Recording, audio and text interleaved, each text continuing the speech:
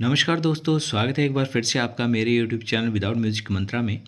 आज के इस वीडियो में हम बात करेंगे कन्या राशि के संबंध में। 13 जुलाई को शनि वक्री हुए हैं, किस प्रकार का प्रभाव कन्या राशि पर रहने वाला है।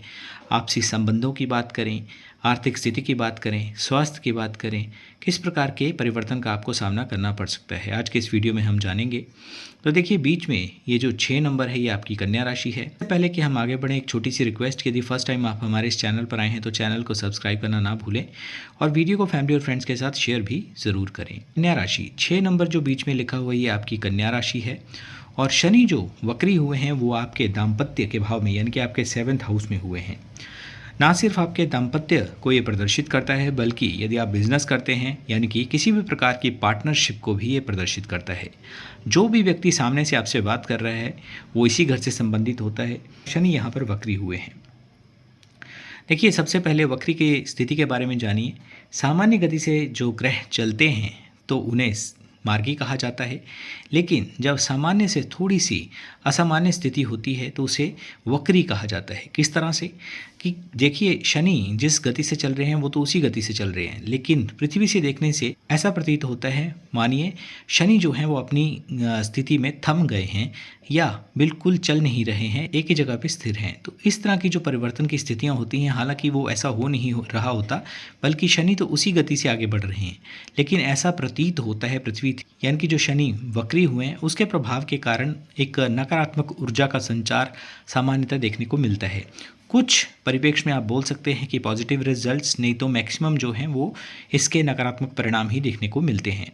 अब कन्या राशि की यदि बात करें तो देखिए, सबसे पहले जैसे मैंने आपको वक्री के बारे में बताया, सूर्य चंद्र जो हैं वो कभी वक्री नहीं होते। सूर्य तो वैसे भी ग्रहों के राजा हैं और सभी ग्रह उनकी परिक्रमा करते हैं। इसके अलावा सभी ग्रह बाकी जो हैं वो समय अंतराल पर मार्गी तथा वक्री होते हैं। राहु केतु हमेशा वक्री होते हैं। तो इस तरह की स्थितियाँ रहती हैं। अब यहाँ पे जो आपके दाम्पत्य के भाव में शनि वक्री हुए हैं, तो देखिए, मैरिड लाइफ की यदि बात करें, क्योंकि दाम्पत्य का ये भाव है, तो उसमें किसी प्रकार की यदि कोई पहले से कोई गलती, कोई मिसअंडरस्टैंडिंग या कोई भी गलतफहमी थी तो उसे सुधारने का निश्चित तौर पर आप यानी कि कन्या राशि वाले प्रयास अपने एंड से जरूर करेंगे।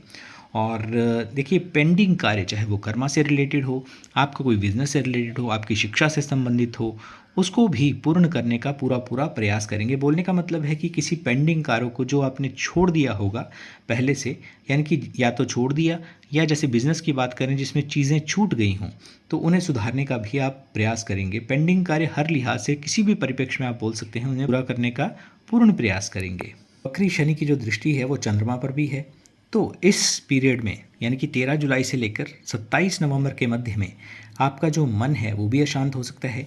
किसी प्रकार की किसी न किसी बात को लेकर, चाहे वो आर्थिक स्थिति हो, चाहे वो स्वास्थ्य हो या दाम्पत्य संबंधों की बात करें, तब भी एक अशांत मन की स्थिति या यूं कहें कि ओवर थिंकिंग जैसी स्थिति रहेगी। किसी वस्तु, किसी व्यक्ति, किसी स्थान को लेकर आप सेंटिमेंटल या इमोशनल भी बहुत ज़्यादा हो सकते हैं, तो उसका विशेष आपको ध्यान रखने की आवश्यकता है। शनि की यदि दृष्टियों की बात करें तो देखिए, तीसरी दृष्टि जो है वो आपके भाग्य भाव पर है और ना सिर्फ ये भाग्य से संबंधित है बल्कि हायर स्टडीज़ का भी ये घर है। तो जो भी आपकी फील्ड है, चाहे आप जॉब करते हैं, व्यवसाय करते हैं, तो अपने फील्ड से रिलेटेड आप हायर रिसर्च या हायर एजुकेशन ग्रहण कर सकते हैं।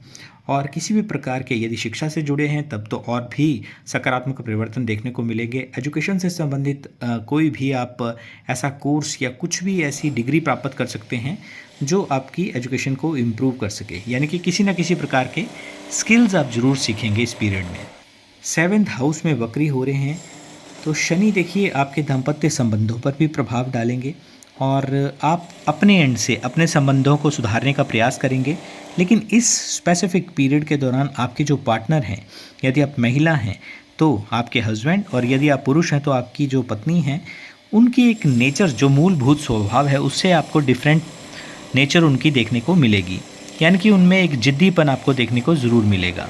इस पीरियड में देखिए एडजस्ट करके चलना आपके लिए सही है। और इसके अलावा देखिए, शनि की जो दृष्टि है वो आपके चौथे भाव यानी कि माता के घर पर भी है। माता के स्वास्थ्य का विशेष आपको ध्यान रखने की आवश्यकता है। किसी प्रकार के पुराने दर्द यानी कि जॉइंट पेन होने की समस्या, जॉइंट पेन से जुड़ी हुई समस्या उभर कर सामने आ सकती है। डाइजेशन से जुड़ी हुई समस्याएं उभर सकती हैं। साथ के साथ इलेक्ट्रॉनिक डिवाइसेस चाहे वो टीवी हो, फ्रिज हो, उनमें किसी प्रकार की खराबी का भी संकेत इस पीरियड में आपको मिल सकता है, तो उनका भी विशेष ध्यान रखने की आपको आवश्यकता है। उपाय क्या करना है कि ये समय बहुत अच्छे से निकल जाए? तो देखिए, आपको स्पेशली बुद्ध के बीज मंत्र ओम ब्राम ब्रीम ब्रौम से बुद्धाय नमः, इस मंत्र का जाप निश्चित तौर पर करना चाहिए। ये आपके लिए शुभता प्रदान करने वाला है।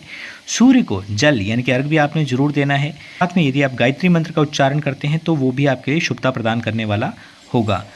तो दोस्तों, ये था कन्या राशि के संबंध में एक छोटा सा वीडियो। आई होप कि आपको वीडियो अच्छा लगा होगा। चैनल को सब्सक्राइब करना ना भूलें और वीडियो को फैमिली और फ्रेंड्स के साथ शेयर भी ज़रूर करें। धन्यवाद।